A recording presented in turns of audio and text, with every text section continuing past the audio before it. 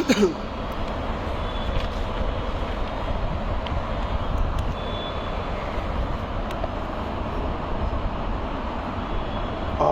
بالله من الشيطان الرجيم. بسم الله الرحمن الرحيم.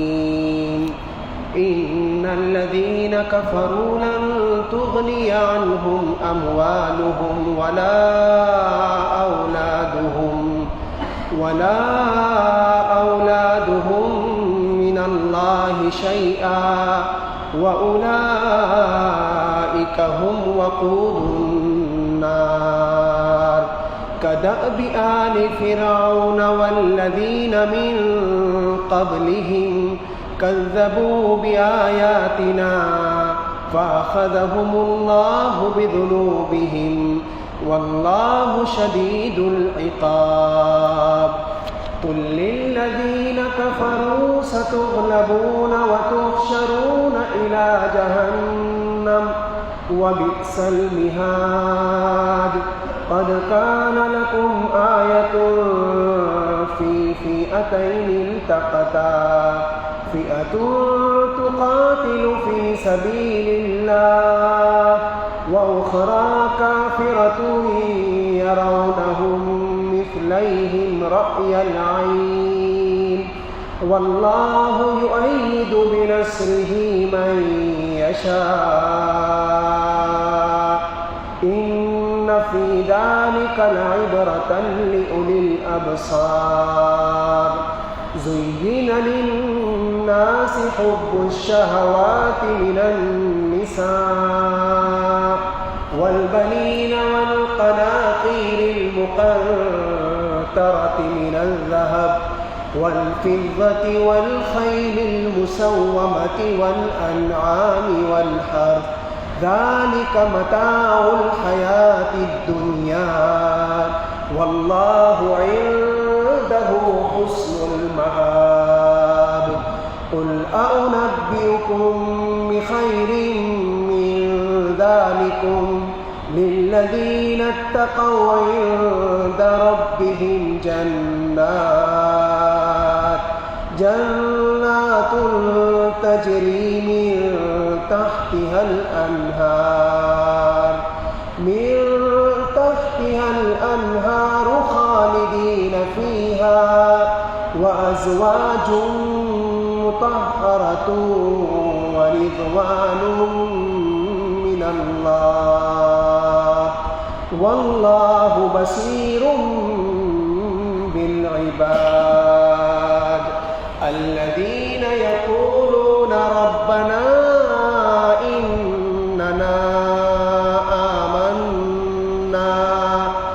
إننا آمنا فاغفر لنا ذنوبنا وقنا عذاب النار.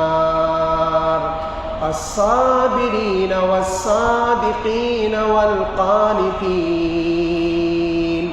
والمنفقين والمستغفرين بالأسحار.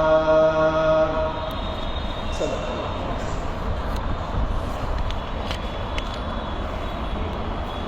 سورہ آل عمران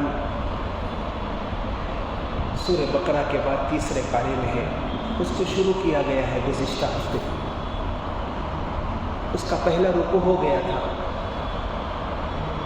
آج دوسرے رکوع میں تقریباً 3 آیتیں کم آپ کے سامنے تلاوت کیا گیا. ترجمہ کرتے ہیں اور ساتھ ہی ساتھ اس کی تشریح بھی پیش کی جاتی ہے. اللہ رب العزت آسان فرمائے. اللہ پاک ارشاد فرما رہے. ترجمہ: ان الذین کفروا. حقیقت یہ ہے کہ جن لوگوں نے کفر اپنا لیا ہے اللہ کے مقابلے میں، نہ ان کی دولت ان کے کچھ کام آئے گی نہ ان کی اولاد، اور وہی ہے جو آگ کا ایندھن بن کر رہیں گے. ان کا حال فرعون اور ان سے پہلے کے لوگوں کے معاملے جیسا ہے. انہوں نے ہماری آیتوں کو جھٹلایا، چنانچہ اللہ نے ان کو ان کے گناہوں کی وجہ سے پکڑ میں لے لیا، اور اللہ کا عذاب بڑا سخت ہے. پچھلے ہفتے جو لوگ نہیں تھے ان کی خدمت میں تھوڑا سا عرض یہ ہے کہ آج جو آیت تلاوت کی گئی اس کا اس کے ساتھ تعلق ہے۔ آپ حضرات کو بتلایا گیا تھا کہ اللہ رب العزت نے ایمان جو صرف اللہ کی طرف سے اللہ اپنے خاص بندوں کو جو دولت دیتے ہیں وہ ایمان ہے۔ مال، منصب، جائیداد، کرسی، یہ سب آدمی اپنے محنت کے بل بوتے پر لے سکتا ہے، خرید بھی سکتا ہے اور اپنی صلاحیت کی وجہ سے اس منصب پہ بیٹھ بھی سکتا ہے۔ لیکن ایمان ایسی دولت ہے، بس اس کو بڑے سے بڑا بادشاہ بھی اپنی طاقت اور اپنے خزانے کی بنیاد پر نہیں لے سکتا، وہ اللہ جس کو عطا فرما دے۔ جب اللہ نے مجھے اور آپ کو ایمان عطا فرمایا ہے، اللہ رب العزت ارشاد فرما رہے کہ تم یہ دعا بھی کرو، جو اعلیٰ درجے کے ایمان پر لوگ فائز ہوتے ہیں ان کی دعا ذکر کی گئی تھی، ربنا لا تزغ قلوبنا بعد اذ ہدیتنا وہب لنا من لدنک رحمہ۔ اس کی تشریح پیش کی گئی تھی کہ ہر نماز کے بعد یہ دعا کا اہتمام ضروری ہے کہ اللہ ایمان تو آپ نے دے دیا، ہدایت تو دے دی، لیکن ہم نے آپ نے بھی اللہ رب العزت کی طرف سے لکھوا کے نہیں لائے کہ زندگی بھر ایمان رہے گا اور خاتمہ بھی ایمان پر ہوگا، ایسا نہیں۔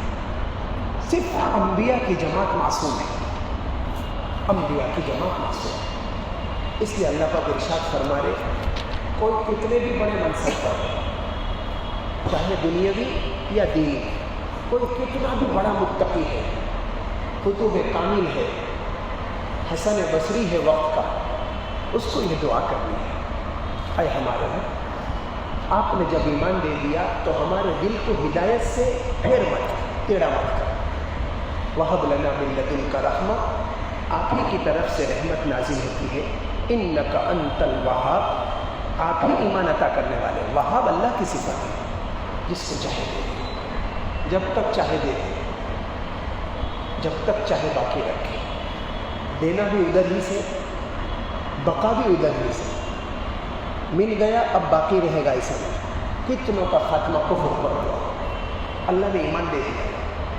لیکن چھین لیا۔ اللہ کی ذات غیور ہے، بے نیاز ہے، اس لیے دعا کرتے رہو۔ اب آگے اللہ رب العزت ارشاد فرما رہے ان الذین کفروا لن تغنی عنہم اموالہم، کہ ایمان کو قبول کرنے میں بعض مرتبہ دو چار چیزیں ایسی ہے جو رکاوٹ بنتی ہے کہ کافروں کے لیے عام طور سے، اور مجھے اور آپ کو بھی، ہم نے ایمان قبول کر دیا ہے لیکن اللہ کی طرف سے نیک اعمال کو اپنی زندگی میں لانے کے لیے چند چیزیں رکاوٹ ہیں۔ مال ہے، بعض مرتبہ مال کے نشے میں آ کر آدمی ایمان کا انکار کر دیتا ہے۔ کفار مکہ کے بڑے بڑے مالدار لوگ نے انکار کر دیا، نصارہ عیسائیوں کے بڑے بڑے لوگوں نے انکار کر دیا کہ ہم ایمان نہیں قبول کریں گے، کیوں؟ مال کی وجہ سے۔ بعض مرتبہ آدمی حق کو قبول نہیں کرتا ہے اولاد کی وجہ سے۔ میرے پاس اللہ پاک نے اولاد دی ہے، 10 11 12 8 نوجوان اولاد ہے میری، مجھے کیا ضرورت ہے؟ بعض مرتبہ آدمی اپنے منصب یعنی گدی کی وجہ سے بھی ایمان کو چھوڑ دیتا ہے یا حق کو قبول نہیں کرتا ہے۔ میرے اور آپ کے لیے میں حق کا لفظ استعمال کر رہا ہوں، اور کافروں کے لیے ایمان۔ ہم اور آپ کی بعض مرتبہ مال ہے، جائیداد ہے، جاہ و جلال ہے، منصب ہے، مرتبہ ہے، بیوی بچے ہیں، اس کی وجہ سے حق کو چھوڑ دیتے ہیں۔ اللہ پاک ارشاد فرما رہے جن لوگوں نے کفر کیا اور حق کو یا ایمان کو قبول نہیں کیا مال کی وجہ سے، تو اللہ پاک فرما رہے مال اور اولاد کچھ کام نہیں ہے۔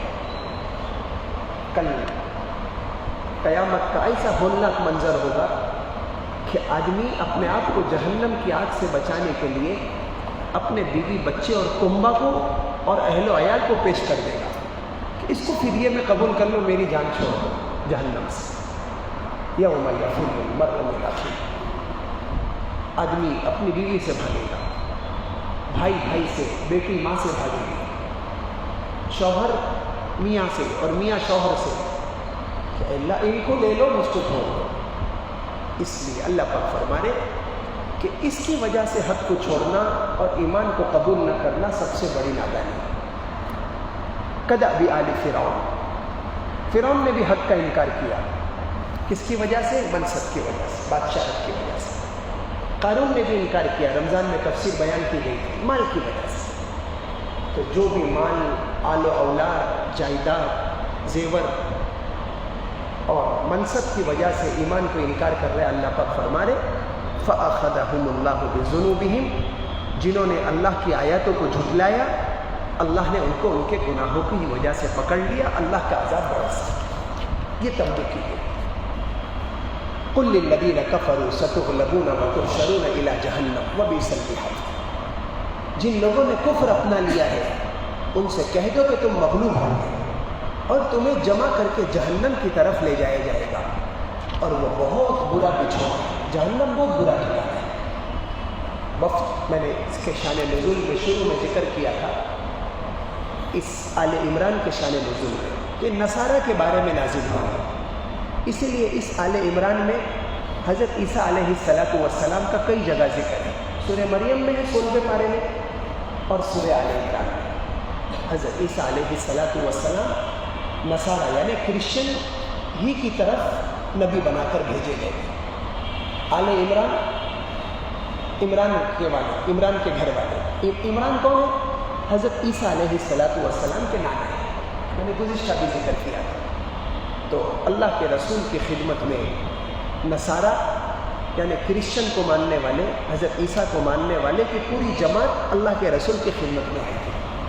تو اللہ پاک نے یہ آیتیں نازل فرمائی اور ان سے کہا، حضرت عیسیٰ کے بارے میں بیان کر دیا کہ اللہ پاک نے ان کو آسمان پر اٹھا لیا ہے، آسمان سے اتریں گے، اور بھی بہت ساری باتیں نصارہ کے مذہب کے تعلق سے بیان فرمائی۔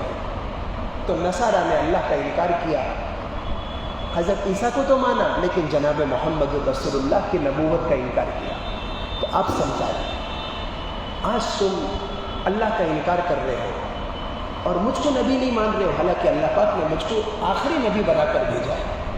ہم حضرت عیسیٰ کی تصدیق کرتے ہیں، تم صرف حضرت عیسیٰ کی تصدیق کرتے ہو، حالانکہ تمہارے انجیل میں لکھا ہے کہ حضرت عیسیٰ ہی نے ایک نبی کی بشارت دی ہے جو وقت قیامت سے پہلے آئے گا، جس کا نام احمد ہوگا، محمد رسول اللہ صلی اللہ علیہ وسلم۔ تو تم میرا انکار کیسا کر رہے ہو؟ نبی کریم صلی اللہ علیہ وسلم ان کو سمجھانے میں یہ بات بھی کہہ دی کہ دیکھو، تم اگر انکار کر رہے ہو مال و جائیداد کی وجہ سے تو یہ سب ختم ہونے والا ہے، اور تم دنیا میں بھی مغلوب ہوں گے اور آخرت میں جہنم کی طرف لے کے جائے گے۔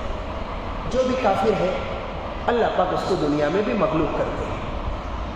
آج سوال ہوگا کہ آج تو پوری دنیا میں ہم اللہ کو ماننے والے مغلوب ہیں اور کافر لوگ دندناتے ہوئے پھر رہے ہیں، تو غالب آنے کے جو اعمال اللہ کے رسول صلی اللہ علیہ وسلم نے میرے آپ کے لیے بیان فرمائے تھے، وہ اعمال میرے آپ کے اندر سے نکل گئے، اس لیے ہم مغلوب ہیں۔ ورنہ جب پورے 1400 سال کی تاریخ ہے کہ صحابہ نے نبی کریم صلی اللہ علیہ وسلم کی سنتوں کو مضبوط پکڑا، آپ یعنی اللہ کی رسی کو مضبوط پکڑا، وَاعْتَصِمُوا بِحَبْلِ اللَّهِ، اللہ پاک فرما رہے اللہ کی رسی کو مضبوط کر لیں، اللہ پاک نے ان کو غالب کر دیا۔ اور نصارہ ہو، چاہے یہودی ہو، چاہے کافر ہو، کفار مکہ ہو، سب کو مغلوب کیا۔ اللہ پاک فرما رہے اس میں سب مغلوب ہو جاؤ۔ آج اگر الٹا ہے تو قرآن حدیث تو اپنی جگہ پر ہے، اللہ کے وعدے اپنے اوپر باقی ہیں۔ میں بدل گیا اس لیے آسمان زمین کا نظام بدل گیا۔ بادشاہ کا لڑکا شہزادہ ہے، وہ اگر غلط حرکت کرتا ہے تو بادشاہ اس کو چمار کے ذریعے اپنے خادم کے ذریعے کوڑے لگواتا ہے تو شہزادہ وہ، لیکن اس کی عادت بگڑ گئی تو اس کی اصلاح ضروری ہے۔ ہم تو ہیں شہزادے، لیکن آج چماروں کے ذریعے ہمیں پٹوایا جا رہا ہے، تو اللہ کے حکم کو چھوڑنے کی وجہ سے، ورنہ قرآن کی آیت تو اپنی جگہ پر ہے کہ کافر مغلوب ہوں گے اور مومن غالب ہوں گے، اور ہم دیکھ رہے الٹا۔ تو ہم الٹا دیکھ رہے کہ ہم بدل گئے، ان اللہ لا یغیر ما بقوم حتی یغیروا ما بانفسہم. خدا نے اس قوم کی حالت کبھی نہیں بدلی جسے خود احساس نہ ہو اپنی حالت بدلنے کا. ہم بگڑ گئے، سب بگڑ گیا، پورا زمین اور نظام آسمان کا نظام بگڑ گیا. کون سا عیب ایسا نہیں ہے جو ہم مسلمانوں میں نہیں. عقائد سے لے کر اخلاق تک. عقائد میرے کچے، عبادات مجھ سے غفلت. ایک رمضان تھا، ہم دوسروں کی بات نہیں کرتے. رمضان میں ہم اور آپ نے جتنا اہتمام کیا نماز کا، ذکر کا، تلاوت کا، واپس اتنا تو نہیں ہوگا. میں نے اسی دن کہا تھا کہ بھائی 5 پارے پڑھ رہے تھے، 20 پارے پڑھ رہے تھے، کوئی 10 پارے، لیکن ایک پارہ پڑھنے کے لیے آدھا پارہ ہو رہا ہے کہ نہیں، فجر کی نماز جماعت سے ہو رہی کہ نہیں ہو رہی. اپنا محاسبہ ہے کہ صرف ایک رمضان تو عبادت کا نہیں تھا نا، زندگی بھر عبادت کا. اور صرف رمضان میں گالی گلوچ اور غیبت اور جھوٹ سے بچنا نہیں تھا. نبی کی تو سنت زندگی بھر بچے. تو رمضان میں بچے بہت مبارک، 30 دن تو بچے، لیکن اس کے بعد بھی تو دیکھنا ہے کہ ہم اور آپ واپس وہی جو رمضان سے پہلے جھوٹ میں بولتا تھا، رمضان سے پہلے میں نماز میں جو غفلت برت رہا تھا. پہلے سے میری عادت تھی رات 1 بجے سونے کی اور فجر کی نماز بستر پر. جوانی ہے، صحت ہے، آپ بہت بڑے ڈاکٹر، بہت بڑے انجینئر، سب مبارک. کہ اللہ کے رسول کا حکم ہے کہ مسجد میں نماز کے لیے آئے. ایک آدھ دن قضا سمجھ میں آتا ہے، ایک آدھ دن، وہ بھی برسوں میں، لیکن عادت ہی بنا لینا نماز کے قضا کی. تو عقائد کو دیکھیں، عبادات میں سب سے اہم نماز ہے، اس کو دیکھ لیں. زکوٰۃ، روزہ، حج تو جانے دو، وہ تو ابھی ہے بھی نہیں اس کا موقع. معاملات کو دیکھیں، لین دین، معاشرت کو دیکھیں، رہنے کا طریقہ، بیوی بچوں کے ساتھ میں کیسا رہتا ہوں، ماں باپ کے ساتھ کیسا رہتا ہوں، علماء اور بڑوں کے ساتھ کیسا رہتا ہوں، چھوٹوں کے ساتھ کیسا رہتا ہوں. معاملات، معاشرت، اخلاق دیکھیں. نبی کریم صلی اللہ علیہ وسلم فرما رہے سب سے زیادہ جو کل میزان عمل میں بھاری چیز ہوگی وہ مسلمان کے اخلاق ہیں. تو یہ سب چیزیں اگر ہم ہماری زندگی میں سے نکلتے جا رہی ہیں، اور ہے بھی تو چند لوگوں میں، اور آوا کا آوا بگڑا ہوا ہے، فیصلے تو آوا کے آوا پر نازل ہوں گے نا. سمجھے، اگر چند گھرانے ہے بھی دیندار تو مبارک ہے، اللہ پاک ان کو بچائے، وہ مغلوب نہیں ہوں گے. آپ دیکھو، متقی آدمی، اللہ سے ڈر کر زندگی گزارنے والا، وہ کہیں بھی مغلوب نہیں ہوگا. پوری تاریخ بھر پڑے، قرآن حدیث جھوٹا ہو جائے گا بھائی. اپنے آپ کو دیکھیں، قرآن کی آیتوں میں اپنا تجزیہ کریں، نہ کہ قرآن کی آیت کو الٹا سمجھیں. کہ اللہ تو فرما رہے ہم اور غالب آئیں گے اور کافر مغلوب ہوں گے، اور پوری دنیا میں اس وقت مظلومیت کے سب سے ادنا درجے پر مسلمان ہیں اور ظالم دندناتا پھرتا ہے. تو وہ اعمال ہم نے چھوڑ دیے جو قرآن اور اللہ کے رسول نے بیان فرمائے تھے، اور جس دن وہ اعمال آ جائیں گے واپس یہ قوم غالب آ جائے گی. اور چھوٹی سی مثال دیتا ہوں، کھل کر کہتا ہوں، آپ بھی صبح شام آپ کی بھی اخبار پر، میڈیا پر، تاریخ پر، حالات پر نظر ہے. اس لیے میں کہہ رہا ہوں کہ ایک جماعت اللہ کی غالب آ گئی تو 120 ملکوں میں اللہ پاک نے ان کو غالب کر دیا. ایک جماعت، 58 ممالک جن کے پاس دنیا کی ساری جدید ٹیکنالوجی تھی، اور ایک وہ جماعت جن کے پاس کپڑے بھی پہننے ملے، جوتے بھی شاید سلیقے سے لے.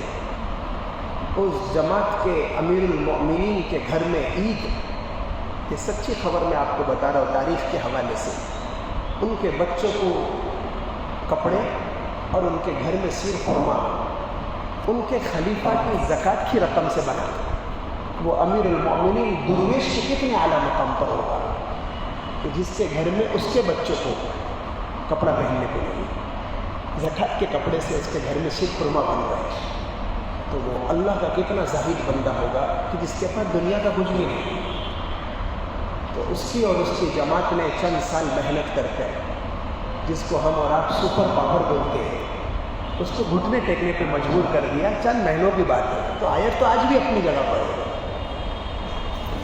ایک ملک نے محنت کی تو اس پورے ملک کو اللہ پاک نے 119 ملک پر، اور خصوصاً جو اس کے سامنے آیا تھا 58 ممالک کو لے کر، سب کے سب سپر پاور تھے، سب کے سب ہتھیار سے لیس تھے، پوری ٹیکنالوجی تھی ان کے پاس، لیکن اللہ کے نے قرآن کا اعلان صحیح کیا، ایک پوری جماعت کو بھی اللہ نے غالب کیا اور قیامت تک غالب رہے گی، پورے گھرانے کو اللہ پاک نے غالب کیا۔ کتنے متقی گھرانے ہیں کہ اللہ نے ان کو کیسے بھی حالات میں سکون سے رکھا ہے۔ تو ایسا نہیں ہے، آپ دیکھو، آپ تاریخ پڑھو، آپ ہسٹری پڑھو، میں اور آپ گنگے بہرے نہیں ہیں، اللہ پاک نے عقل شعور دیا ہے۔ اللہ کی آیت 1400 سال پہلے قرآن جس طاقت کے ساتھ نازل ہو رہا تھا اور جو عمل بیان کیا غالب آنے کے، آج ایک جماعت نے لیا مٹھی بھر تو وہ پوری سپر پاور پہ غالب آ گئی۔ اللہ نے ابھی ہمارے اور آپ کی آنکھوں کو دکھلایا ہے، پھر بھی یقین نہ آئے تو مجھ سے آپ سے زیادہ کوئی بیوقوف نہیں۔ اللہ پاک فرما رہے قل للذین کفروا ستغلبون وتحشرون الی جہنم وبئس المہاد۔ آگے اللہ پاک نے اس زمانے کا واقعہ کو ذکر کر دیا کہ اللہ کے نیک بندے غالب آئیں گے، اور اصحاب بدر کا واقعہ ذکر کر دیا۔ اس وقت بدر کی جنگ ہوئی تھی تو اللہ پاک نے فرمایا قد کان لکم آیۃ، ترجمہ سنو، یہ بدر کے بارے میں تمہارے لیے ان دو گروہوں کے واقعے میں بڑی نشانی ہے۔ یعنی اللہ نے کہا نا کہ مسلمان غالب آئیں گے اور کافر مغلوب ہوں گے، ان کے پاس ٹیکنالوجی ہوگی، تعداد بھی زیادہ ہوگی، طاقت بھی زیادہ ہوگی، تمہارے پاس کچھ بھی نہیں ہوگا۔ تو اللہ نے مثال میں بدر کا واقعہ پیش کر دیا۔ تو بدر میں تو نبی تھے، چلو نبی کے وقت پہ تو اللہ نے غالب کرنا ہی تھا، آج بھی اللہ پر غالب کر رہے ہیں، ایسا کہنا چاہ رہا ہوں۔ تو اللہ نے اس وقت بدر کا واقعہ تھا تو ان کو ذکر کر دیا۔ کیا ہوا بدر میں؟ اللہ پاک فرما رہے تمہارے لیے ان دونوں گروہوں یعنی کفار مکہ اور اللہ کے رسول کے 313 ساتھی بدری صحابہ میں بڑی نشانی ہے، جو ایک دوسرے سے ٹکرائے تھے، ان میں سے ایک گروہ اللہ کے راستے میں لڑ رہا تھا صحابہ، اور دوسرا کافروں کا گروہ تھا جو اپنے آپ کو کھلی آنکھوں ان سے کئی گنا زیادہ دیکھ رہا تھا۔ اللہ جس کی چاہتا ہے اپنی مدد سے تائید کرتا ہے، واللہ یؤید بنصرہ من یشاء۔ بہت بھاری قرآن کا یہ جملہ لکھ لو، رکھ لو، واللہ یؤید بنصرہ من یشاء، اللہ جس کو چاہتا ہے اپنی مدد سے تائید کرتا ہے۔ یہاں کافروں کا گروہ 1000، صحابہ 313، ان کے پاس 70 اونٹ، تاریخ میں لکھا ہے ان کے پاس 700 اونٹ، ان کے پاس صحابہ کے پاس 2 گھوڑے، ان کے پاس 100 گھوڑے، اور ان کے پاس تلواریں بھی بہت زیادہ، صحابہ کے پاس 2 زرہیں اور 8 تلواریں، نہ 6 زرہیں اور 8 تلوار، 313، اور وہ لوگ 3 گنا زیادہ۔ لیکن جب جہاد شروع ہوا اللہ پاک فرما رہے کافروں کو 313 کے بجائے کئی گنا زیادہ دکھ رہے تھے صحابہ، حالانکہ 313 تھے، کافروں کو کئی گنا دکھ رہے تھے۔ بس اللہ جس کی آنکھوں میں کچھ بھی بھر دے، اللہ کی قدرت، تاکہ کافر مغلوب ہو گئے۔ حالانکہ کافر تو صحابہ سے 3 گنا زیادہ تھے، لیکن اللہ پاک نے مسلمانوں کو ایسا زیادہ تھا، اس لیے کہ فرشتے بھی اترے تھے نا بدر میں، فرشتے بھی اترے تھے۔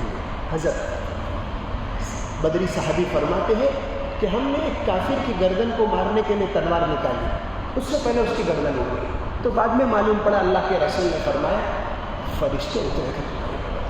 لیکن علامہ اقبال کا شعر ہے آج بھی ہم اور آپ بدل جائے فرشتے آج بھی اتر سکتے ہیں، چونکہ ہم بگڑ گئے ہیں۔ کیا ہو گیا ہے؟ ایک تو ہم اعمال سے خالی ہو گئے، سنت کا نور اور سنت کی طاقت نکل گئی، اس کے بعد ہم اللہ کو بھی کمزور سمجھنے لگے۔ یہ سب سے بڑا شرک میرے اور آپ کے اندر گھسا ہوا ہے کہ اللہ ان لوگوں کو ہم نہیں مر سکتے اور آپ بھی کمزور ہو گئے، ایسا لگ رہا ہے۔ نعوذ باللہ، اس سے بڑا شرک ہے۔ اللہ 1400 سال پہلے کیا، جب سے حضرت آدم بنے، اور حضرت آدم سے بھی پہلے اللہ پاک نے آسمان زمین کو بنایا، جب سے دنیا وجود میں آئی، اور دنیا کے وجود میں آنے سے پہلے اللہ ہمیشہ سے ہے اور ہمیشہ رہے۔ اللہ کی جو طاقت اس وقت کا وقت لگا دو، کوئی وقت لگا ہی نہیں سکتا ہے. ابتدا کب تک دنیا رہے گی اللہ کو معلوم ہے. اللہ اپنی طاقت کے ساتھ اسی طرح موجود ہے. ہم ایک تو عمل کو چھوڑ دیے، دوسری اس کے بعد پھر ہم نے اللہ کے بارے میں مایوسی آ گئی. اس لیے ہم نے اللہ کا فرمایا کوئی مسئلہ نہیں. فرشتے ہم نے اس وقت اتارا تھا، اس وقت صحابہ تھے، لیکن نبی تو ہمارا محبوب موجود تھا، لیکن صحابہ نے نبی کو پکڑ کے رکھا تھا تو ہم نے فرشتوں کو اتارا. آج نبی نہیں ہے، ہم نبی کی سنت کو پکڑیں گے، اللہ پاک وہی مدد اتارے گا، وہی مدد اتارے. نبی کی ایک سنت، اللہ کے رسول کا بدن مبارک جس قبر مبارک میں ہے مدینہ میں، اور اللہ کے رسول کا بدن جس کروٹ پہ بھی لیٹے ہیں اللہ کو معلوم ہے. نیچے کی جو مٹی ہے وہ بھی اللہ کے رسول کے بدن کے لگنے کی وجہ سے عرش اور کرسی سے افضل ہے. تو جو مٹی عرش اور کرسی سے افضل ہو سکتی ہے، نبی علیہ الصلاۃ والسلام کے بدن سے نکلا ہوا عمل جسے ہم اور آپ سنت کہتے ہیں، وہ کتنی طاقت ہے، وہ کتنی طاقت ہے. عرش اور کرسی، اللہ کا عرش اتنا بڑا ہے کہ ساتوں زمین اور ساتوں آسمان اس میں رکھ دے تو بڑے کٹورے میں ایک انگوٹھی ہوتی ہے، رنگ، چھلا چھلا جسے کہتے ہیں، کٹورا بھر نہیں جائے گا، ایک رنگ کہیں بھی پڑی رہے گی اتنے بڑے کٹورے میں. تو عرش اللہ کا ساتوں زمین ساتوں آسمان رکھ دے تو عرش میں جس طرح انگوٹھی گر جائے اس طرح ساتوں زمین اور ساتوں آسمان. تو عرش کتنا طاقت ہے، کتنے ہزار فرشتے عرش کو تھامے ہوئے ہیں. جب وہ نبی کی مٹی اس سے افضل ہے تو اللہ کے رسول کا عمل اس سے زیادہ طاقتور نہیں ہو سکتا. بزرگ ہوگی کہ اپنے آپ کا محاسبہ کرو، اپنی زندگی کو بدلنے کی کوشش کریں. باقی اللہ پاک اپنی پوری طاقت کے ساتھ موجود ہے، آج بھی موجود ہے. ہم مایوسی چھوڑیں، نبی کی سنت کا رائے، تقوی کا دامن پکڑے اور گناہ سے رشتہ کریں، گناہ سے رشتہ کریں. سب اللہ کے فرشتے، آسمان اور زمین اور طاقت، کوئی حیثیت نہیں، کوئی حیثیت. ذکر بھی کرنا فضول ہے. ارے آج بھی آپ بچے ہو، آج بھی آپ برقع پہن کے نکل رہے ہو ماشاء اللہ، آج بھی آپ نماز کے لیے آ رہے ہو، آج بھی اذان ہو رہی، جو بھی ہے یہ سب چھوٹے چھوٹے ایشو ہیں.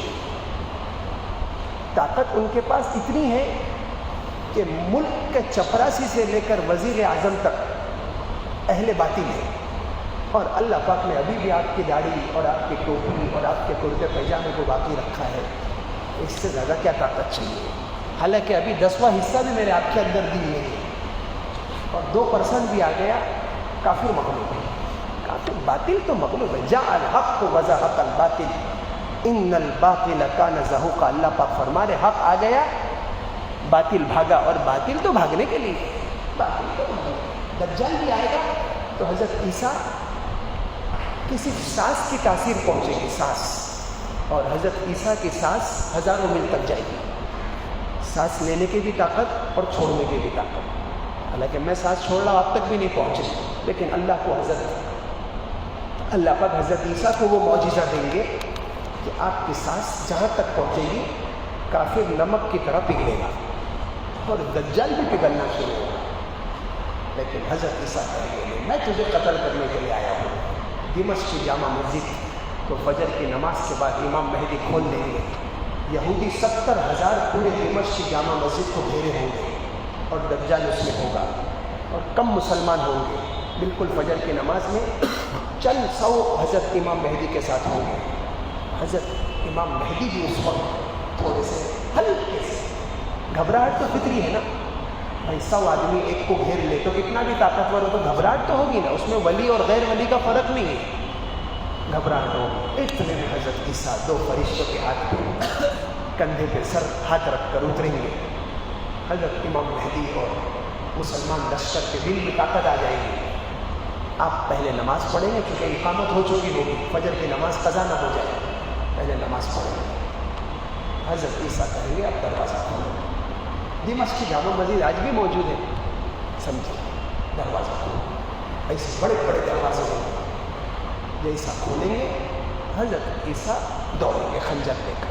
اب دجال بھاگے گا 70,000 کے لشکر کو لے کر. اور فلسطین میں باب اللط، وہاں پر حضرت عیسیٰ اس کو کھنجر مارے گا۔